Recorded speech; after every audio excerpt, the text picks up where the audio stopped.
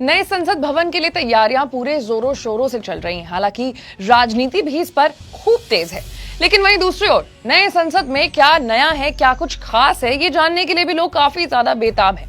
इसी बीच अमित शाह ने बताया है कि संसद भवन के उद्घाटन के साथ ही एक ऐतिहासिक परंपरा को फिर से शुरू किया जाएगा।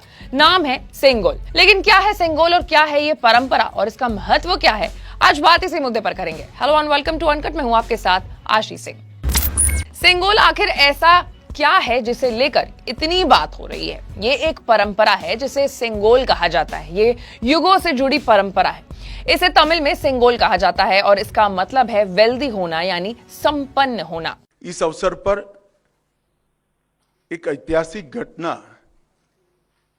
पुनरावर्तित हो रही है। ये घटना जुड़ी है आजादी की क्षण के साथ। ये सेंगोल जो अभी आपने स्क्रीन पर देखा था, उसने हमारे इतिहास में एक अहम भूमिका निभाई है। और ये सेंगोल अंग्रेजों से भारतीयों के साथ सत्ता के हस्तांतरण का एक प्रतीक बना था।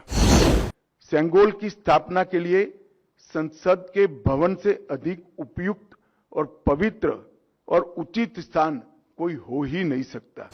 आदरणीय प्रधानमंत्री नरेंद्र मोदी जी बड़ी विनम्रता के साथ तमिलनाडु से आए हुए अधिनम से सेंगोल को स्वीकार करेंगे।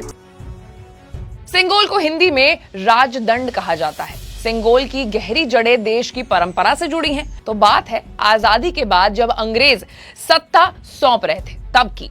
उस वक्त लॉर्ड माउंटबेटन ने इसके लिए जवाहरलाल नेहरू से बात की थी। उन्होंने पूछा था कि किस साइन के साथ स्वराज्य को सौंपा जाए। इसके बाद सत्ता सौंपने के लिए नेहरू ने स्वतंत्रता सेनानी सी राजागोपालाचारी से सुझाव मांगा था। तब उन्होंने नेहरू को सेंगोल के बारे में जानकारी दी थी। तो तमिलनाडु का चोला साम्राज्य भारत का एक प्राचीन साम्राज्य था। तब चोला सम्राट सत्ता को ट्रांसफर सेंगोल सौंप कर करते थे।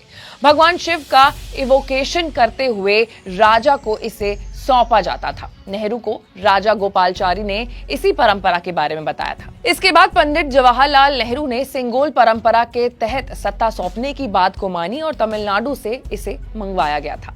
सबसे पहले लॉर्ड माउंटबेटन को ये सेंगोल दिया गया और फिर उन्होंने सत्ता सौंपने के तौर पर इसे वापस लेकर नेहरू के आवास में इसे ले जाया गया, जहां गंगा जल से सेंगोल का शुद्धिकरण किया गया। उसके बाद मंत्रोच्चारण के साथ नेहरू को इसे सौंप दिया गया। इसके बाद कभी भी सेंगोल का ज्यादा जिक्र नहीं हुआ।